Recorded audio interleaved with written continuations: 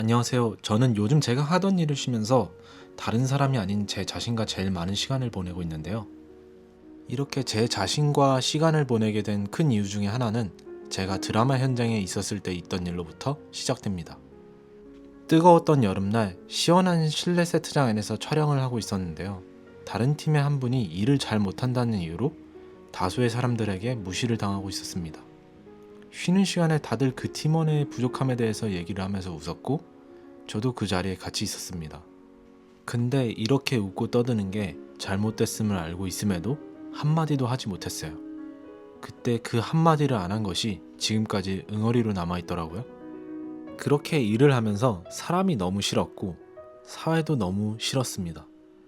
그 싫은 이유에 대해서 그리고 일만 하면 짜증이 나고 화가 났던 나의 감정의 근원이 너무나 궁금했습니다. 직장에서 일을 할 때면 왜 이리 사람이 싫어질까? 물론 이유 없이 싫었던 것은 아니었겠죠. 제가 그나마 직장에서 좋아했던 사람들은 꼬여있지 않은 사람들이었습니다. 정말 힘든 상황에서도 유머와 다정함을 잃지 않은 사람들. 제가 지향하고 싶은 모습이라 동경했던 것 같아요. 반대로 제가 싫어했던 사람들은 못된 말을 하거나 의도적으로 누군가를 괴롭히거나 따돌림을 주도하는 사람들이었죠. 보통 누군가를 싫어한다면 그게 나 자신 안에도 있는 모습이라 싫어한다고 하더라고요.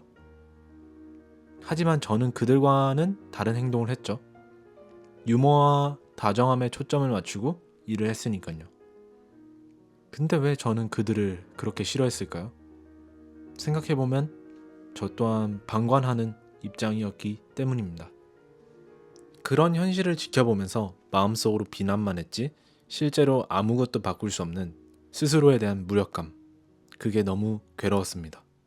생산적이지 못하고 효율적이지 못한 사람들이 왜 배척을 당해야 하는지, 그게 큰 의문이었습니다. 그러면서도 저 또한 인정받고 싶어 아둥바둥 적응했어요.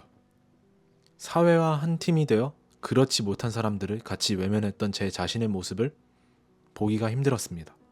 아무리 한 팀이 되어도 그 기준에 미치지 못하면 결국엔 버려질 것이라는 것을 알았거든요. 그렇게 불안정한 판에 스스로를 두고 싶진 않았습니다.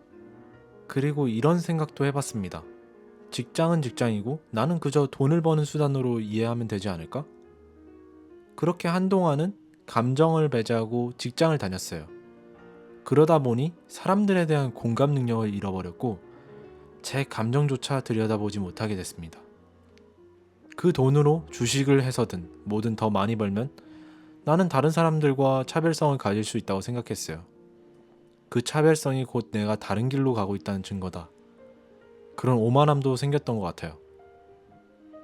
그렇게 다른 사람의 슬픔과 기쁨에 같이 슬퍼하고 기뻐했던 제 자신은 더 이상 없었습니다.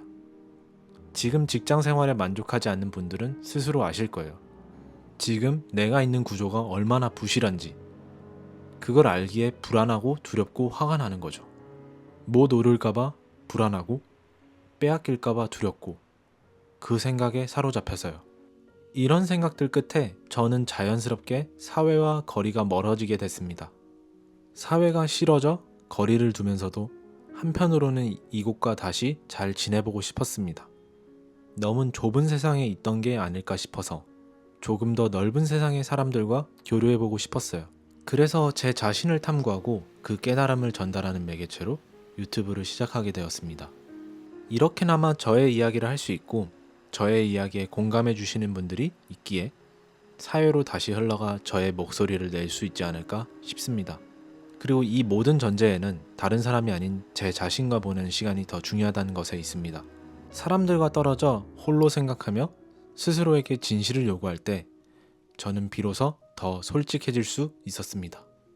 관계 속에서 나 자신을 잃어간다는 생각이 든다면 그건 스스로의 이야기를 들어주고 정말 하고 싶은 것이 무엇인지 고민해봐야 하는 시간을 가져야 합니다. 스스로를 고립시켜 나 자신을 마주하고 나를 위한 인생을 살며 나를 사랑할 수 있을 때, 그때 비로소 다시 그 누군가를 위해 목소리를 낼 수 있지 않을까? 그것이 지금 저의 생각입니다. 그때 그 자리에서 목소리를 내지 못했던 나에게 너무 나무라고 싶진 않지만 다시는 반복하고 싶지 않기에 저는 다른 선택을 하겠습니다. 저는 저만의 길을 가겠습니다. 이 영상을 봐주신 모든 분들에게 힘들고 불안한 세상 속에서 부정적인 감정이 올라오면 스스로 생각해봐야 합니다. 이미 방향성은 알고 있고 용기를 내야 그 방향으로 갈 수 있습니다. 생계를 포기하면서까지 도전하기보다는 생계를 유지하면서 내가 정녕 좋아하는 것이 무엇인지, 그리고 결과에 집착하게 만드는 것보다 과정에 집착하게 만드는 것을 찾아보시길 바라겠습니다. 오늘도 긴 이야기를 들어주셔서 감사합니다. 다음에 만나요.